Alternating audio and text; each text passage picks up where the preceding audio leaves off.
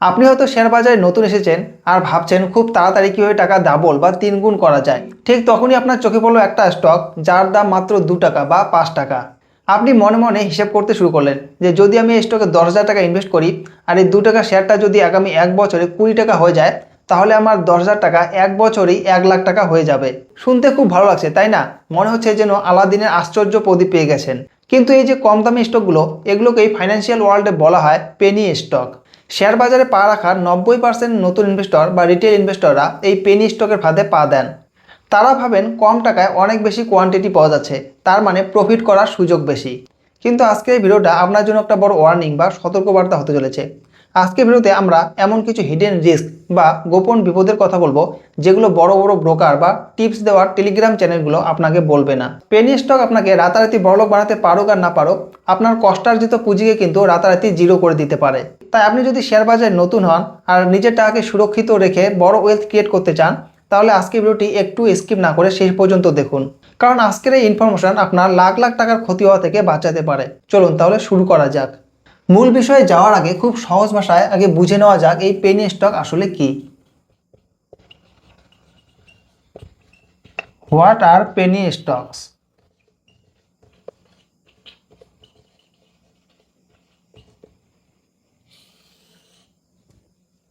Indian stock মার্কেটে generally যে সমস্ত স্টকের শেয়ার প্রাইস খুবই কম হয়, যেমন ধরুন 10 টাকা, 20 টাকা বা তারও কম, সেগুলোকে আমরা পেনি স্টক বলি।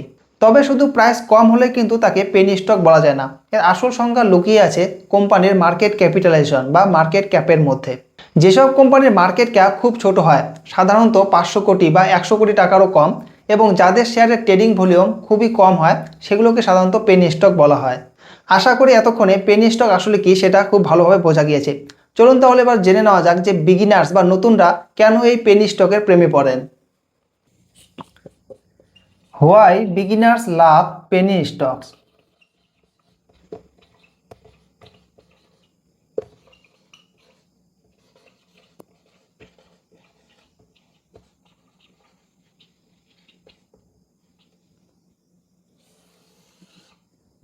নতুন ইনভেস্টররা কেন বারবার পেনি স্টকের দিকেই ছুটে যান? এর পিছনে 3টি মূল সাইকোলজিক্যাল কারণ বা মনস্তাত্ত্বিক কারণ রয়েছে। 1 নম্বর হলো দ্য কোয়ান্টিটি ইলিউশন, অর্থাৎ কোয়ান্টিটির মায়া।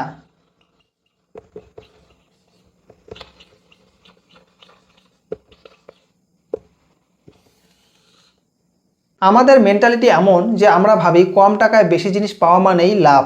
ধরুন আপনার কাছে 10,000 টাকা আছে, আপনি যদি এমআরএফ বা বড় কোনো কোম্পানির শেয়ার কিনতে যান, তাহলে হয়তো একটা শেয়ারও পাবেন না। কিন্তু 5 টাকার একটা পেনি স্টক কিনতে গেলে আপনি এক ধাক্কায় 2,000 শেয়ার পেয়ে যাবেন।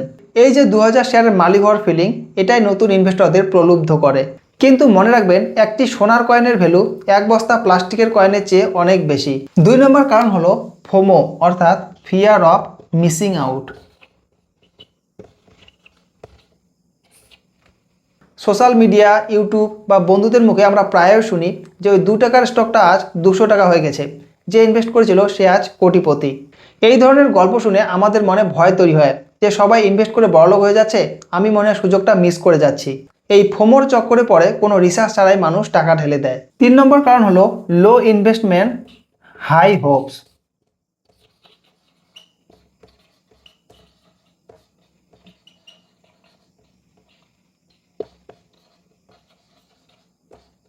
হাই হোপস, অনেকেই ভাবেন যে 10,000 টাকায় তো লস হবে, কিন্তু একবার যদি লেগে যায় তাহলে লাখ টাকা প্রফিট। এই লটারি খেলার মানসিকতা বা গ্যাম্বলিং মাইন্ডসেটটাই শেয়ার বাজারে সবচেয়ে বড় বিপজ্জনক। শেয়ার মার্কেট কোনো জুয়া খেলার জায়গা নয়, এটি একটি পিওর বিজনেস। চলুন তাহলে এবার জেনে নেওয়া যাক পেনি স্টকের 5টি মারাত্মক ও লুকোনো বিপদ সম্পর্কে।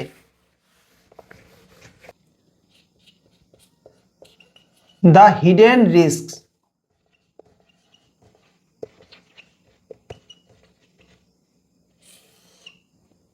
পেনি স্টকের প্রথম যে রিস্কটি হলো সেটি হলো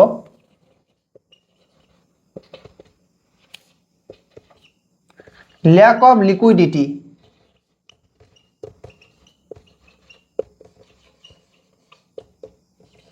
and the circuit trap.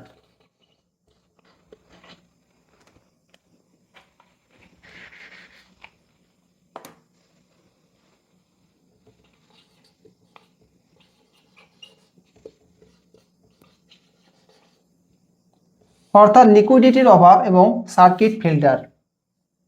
Share বাজারে কেনাবেচা করার জন্য একজন ক্রেতা বা বায়ার এবং একজন বিক্রেতা অর্থাৎ সেলারের প্রয়োজন। লার্জ ক্যাপ স্টকে লাখ লাখ বায়ার সেলার প্রতি সেকেন্ডে ট্রেড করছেন, কিন্তু পেনি স্টকের ক্ষেত্রে লিকুইডিটি বা ট্রেডিং ভলিউম অত্যন্ত কম থাকে। এর ফলে কি হয়, যখন কোনো পেনি স্টকের দাম বাড়তে শুরু করে তখন তাতে প্রতিদিন আপার সার্কিট লাগে, অর্থাৎ শুধু বায়ার থাকে, কোনো সেলার থাকে না। আপনার দেখে আনন্দ হবে যে আপনার পোর্টফোলিও প্রতিদিন গ্রিন হচ্ছে, কিন্তু আসল খেলা শুরু হয় যখন স্টকটা পড়তে শুরু করে, তখন প্রতিদিন লোয়ার সার্কিট লাগতে থাকে, অর্থাৎ বাজারে শুধু সেলার থাকে, কোনো বায়ার থাকে না। আপনি প্রতিদিন সকালে আপনার ব্রোকার অ্যাপ খুলে সেল অর্ডার দেবেন, কিন্তু আপনার শেয়ার বিক্রি হবে না, কারণ কেনার মতো কোনো মানুষই নেই বাজারে। আপনি প্রতিদিন আপনার টাকাকে 5% বা 10% করে কমতে দেখবেন, কিন্তু সেল করে বেরিয়ে আসার কোনো উপায় নেই।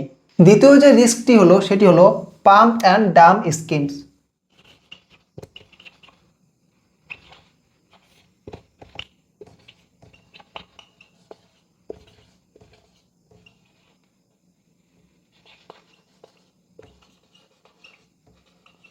Pump and dump schemes.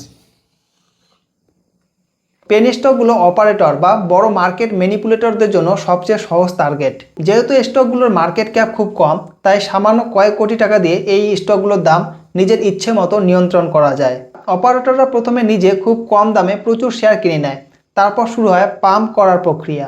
বিভিন্ন টেলিগ্রাম চ্যানেল, হোয়াটসঅ্যাপ গ্রুপ, এমনকি পেড ইউটিউব ভিডিওর মাধ্যমে ভুয়ো খবর ছড়ানো হয় যে কোম্পানিটি নাকি অনেক বড় অর্ডার পেয়েছে বা টাটা রিলায়েন্স একে কিনে নিচ্ছে। নতুন ইনভেস্টররা এই ফাঁদে পা দিয়ে শেয়ার কিনতে ঝাঁপিয়ে পড়েন। ডিম্যান্ড বাড়ায়, শেয়ারের দাম রকেটের মতো উঠতে থাকে।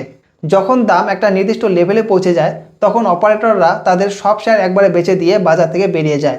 একে বলে ডাম্প।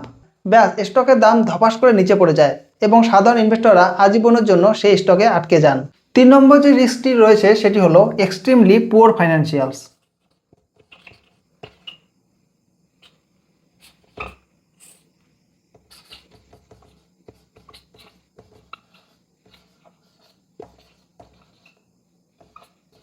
এক্সট্রিমলি পুয়ার ফাইন্যান্সিয়ালস অর্থাৎ দুর্বল ফাইন্যান্সিয়ালস ও ম্যানেজমেন্ট।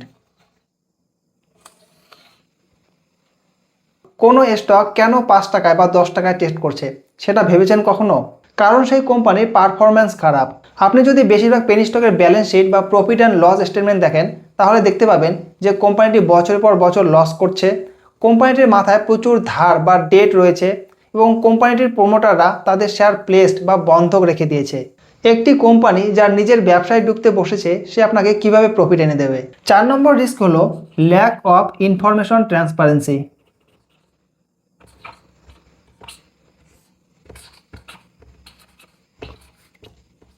অর্থাৎ তথ্যের অভাব। ইনফরমেশন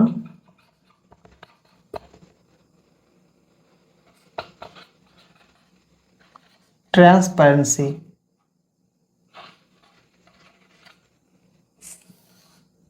আপনি যদি রিলায়েন্স বা ইনফোসিসের ব্যাপারে জানতে চান, তাহলে ইন্টারনেটে হাজার হাজার রিসার্চ রিপোর্ট, নিউজ এবং অ্যানালিসিস পেয়ে যাবেন। কিন্তু একটা পেনি স্টকের ক্ষেত্রে ইন্টারনেটে কোনো বিশ্বাসযোগ্য তথ্যই পাওয়া যায় না। এরা কোয়ার্টারলি রেজাল্ট ঠিকমতো পাবলিশ করে না, এদের অ্যানুয়াল রিপোর্টে অনেক কিছু লুকোনো থাকে এবং এদের রেগুলার বিজনেস আপডেট পাওয়া যায় না। অন্ধকারে তীর মারলে লস হওয়াটাই তো স্বাভাবিক, তাই না? 5 নম্বর যে রিস্ক রয়েছে সেটি হলো risk of delisting and bankruptcy.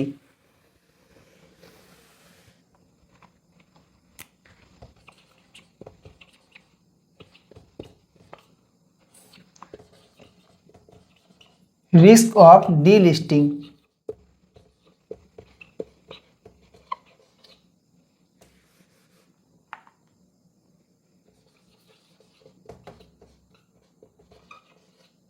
and bankruptcy.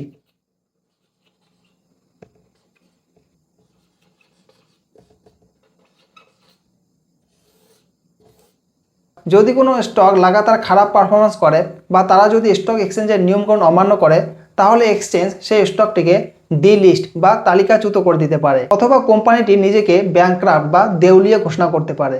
যদি এমনটা হয়, তাহলে আপনার ইনভেস্ট করা টাকার ভ্যালু অফিসিয়ালি শূন্য হয়ে যাবে। তো এই ছিল পেনি স্টকের 5টি মারাত্মক ও লুকোনো বিপদ।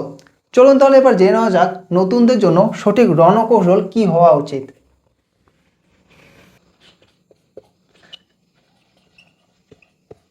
Smart strategies for beginners.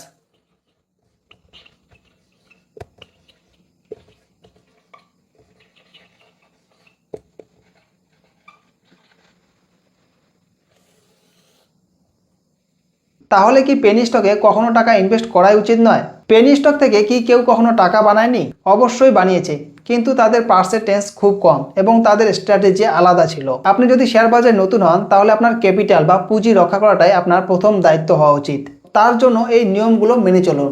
1 নম্বর হলো অ্যাভয়েড পেনি স্টকস ইনিশিয়ালি।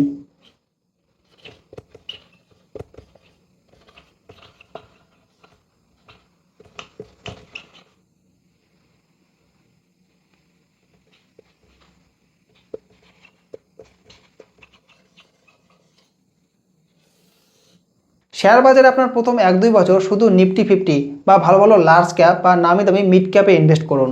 আগে মার্কেট কীভাবে কাজ করে তা বুঝুন। 2 নম্বর হলো দ্য 2% রুল।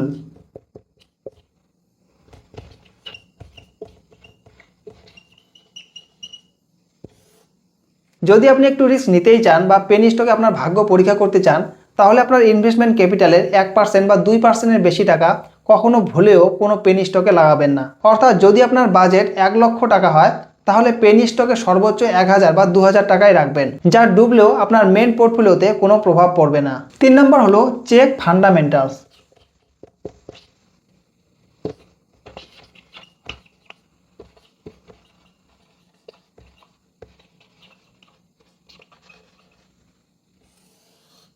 দাম কম হলেও কেনার আগে অন্তত এই 3টি জিনিস দেখে নিন: কোম্পানিটি ডেট ফ্রি কিনা, কোম্পানিটির প্রমোটার হোল্ডিং ভালো কিনা এবং কোম্পানিটি গত 3 বছর ধরে প্রফিট করছে কিনা। 4 নম্বর হলো no tips no Telegram.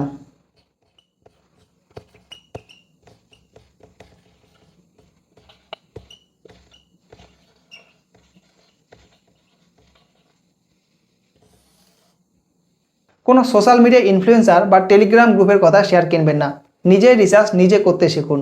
Warren বাফেটের একটা কথা সবসময় মনে রাখবেন: আমাদের প্রথম নিয়ম হলো যে কখনো টাকা হারানো যাবে না, আর দ্বিতীয় নিয়ম হলো যে প্রথম নিয়মটিকে কখনো ভোলা যাবে না। পেনি স্টকের চকচকে আলো দেখে কখনো আকৃষ্ট হবেন না, কারণ সব চকচকে জিনিস কিন্তু সোনা হয় না।